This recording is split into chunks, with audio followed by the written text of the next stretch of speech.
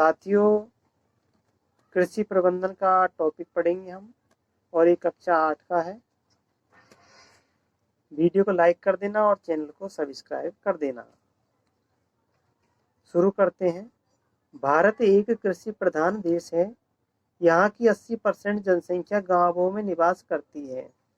फसल जब एक ही प्रकार के पादप एक निश्चित ऋतु में भूमि के बड़े क्षेत्र में उगाए जाते हैं तो उसे फसल कहते हैं। अलसी से तेल निकलता है। ऋतुओं के आधार पर फसल 3 प्रकार की होती है: रबी, खरीफ, जायद। तो इन तीनों फसलों को याद करने का 12 महीने में बोई जाती है। तो फरवरी, मार्च, जून, जुलाई और सितंबर, अक्टूबर। तो रबी की फसल बोई जाती है। इसमें गेहूं, मटर होते हैं।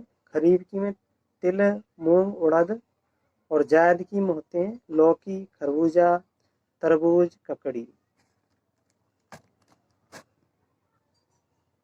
रबी की फसल बोई जाती है सर्दी के मौसम में, शरद ऋतु में। खरीफ की बोई जाती है चौमासे में और जायद की बोई जाती है जकराड़े में। फसल उत्पादन खेती तैयार करने से लेकर मंडी तक पहुंचाने की प्रक्रिया को फसल उत्पादन कहते हैं। कृषि पद्धतियां या खेती के चरण। फसल उत्पादन के लिए किए जाने वाले क्रियाकलाप कृषि पद्धतियां कहलाती है। खेती के 7 चरण हैं: जुताई करना, बुआई करना, खाद डालना, सिंचाई करना, सुरक्षा करना, काटना और भंडारण करना। सबसे पहले चलते हैं मिट्टी तैयार करना। तो मिट्टी में हल चलाकर उलट पलट कर पोला किया जाता है। जुताई करना कहलाता है। और जुताई करने के लिए पशु के रूप में बैल का उपयोग करते हैं और मशीनरी के रूप में ट्रैक्टर का उपयोग करते हैं। पोली मिट्टी के लाभ: इससे अंकुरण आसानी से होता है, जड़ें गहराई तक जाती हैं और जड़ों को पोषण मिलता है। फिर दूसरा है बुआई। उत्तम व स्वस्थ बीज का चयन करते हैं। पोले बीज पानी पर तैरते हैं और स्वस्थ बीज पानी की तली में बैठ जाते हैं। परंपरागत औजार, इसमें है बैल, और आधुनिक औजार हो जाएंगे बुआई के लिए सीड ड्रिल। तीसरा है उर्वरक। कृत्रिम उर्वरक तैयार किया जाता है फैक्ट्रियों में। कौन कौन से है? Urea, ammonia. अमोनिया से ammonia sulphate, super phosphate, potash. खाद होती है 2 प्रकार की: गोबर खाद और वर्मी कंपोस्ट। और ये उर्वरक से उत्तम है खाद। जैव खाद के लाभ: सूक्ष्म जीव वृद्धि करते हैं, इससे जल धारण क्षमता में वृद्धि होती है, मिट्टी का पुनर्गठन होता है। चौथा है सिंचाई। तो सिंचाई करने के 2 तरीके हैं: परंपरागत और आधुनिक। परंपरागत तरीके में आती है ढेकली, रैट, मोट, चड़स।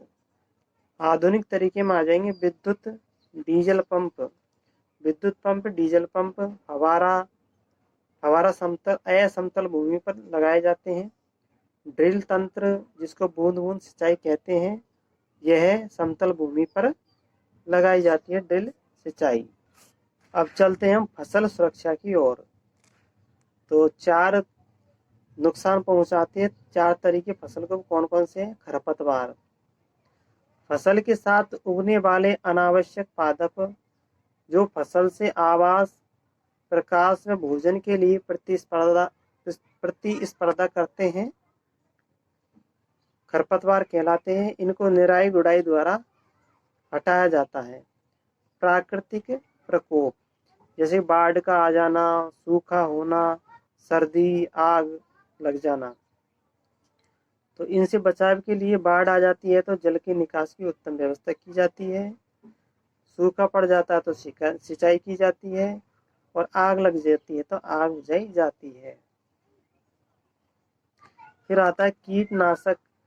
कीट, फफूंद या जीवाणु, वायरस लग जाते हैं तो पत्तियां, तना, फल, जड़ आदि खराब हो जाते हैं, तो इनको हटाने के लिए कीटनाशक दवाइयों का प्रयोग किया जाता है। चौथा है जानवर। जानवर फसल को नुकसान पहुंचाते हैं, उसको बर्बाद कर देते हैं। तो जानवरों से बचाने के लिए फसल के चारों ओर, खेत के चारों ओर बाड़ लगाई जाती है, तार या जाल खींचे जाते हैं। फिर पांचवा है फसल की कटाई। तो पक्की फसल यानी कि जब फसल पक जाती है तो उसको काटा जाता है। काटने के दो तरीके हैं, पहला है दराती से काटते हैं, दांतरी से। दूसरा हार्वेस्टर मशीन से काटा जाता है। फिर आती है छठा थ्रेसिंग। भूसे से दाना अलग करने की प्रक्रिया को थ्रेसिंग कहते हैं। और हाथ से फटकना, दो तरीके से थ्रेसिंग की जाती है। एक तो हाथ से फटक कर की जाती है, जैसे कि जोड़ना। दूसरा है कॉम्बाइन मशीन से, यानी थ्रेसर मशीन से थ्रेसर की जाती है, भूसे को उड़ाया जाता है। फिर सातवां है अनाज का भंडारण करना। अनाज का भंडारण दो तरीके से किया जाता है, एक तो बोरियों में अनाज को भरना और एक साइलो। तो साइलो क्या है, मंडियों के अनाज भंडार गृह को साइलो कहते हैं। अब इस फसल प्रबंधन से जुड़े एक वैज्ञानिक है प्रोफेसर MS स्वामीनाथन। ये 7 अगस्त 1925 को इनका जन्म कुंभकोणम तमिलनाडु में हुआ था। और इन्होंने आनुवांशिकी के क्षेत्र में कार्य किया। मैक्सिकी व पंजाब की नस्ल के साथ संकरण कराकर गेहूं की एक किस्म तैयार की, जो हरित क्रांति लेकर आई। विज्ञान व अभियांत्रिकी के क्षेत्र में भारत सरकार द्वारा 1967 में पद्मश्री, 1972 में पद्म भूषण और 1989 में पद्म विभूषण से प्रोफेसर MS स्वामीनाथन को नवाजा गया था। साथियों, ये हमारा फसल प्रबंधन का आधा चैप्टर पूर्ण हुआ। अगले वीडियो में हम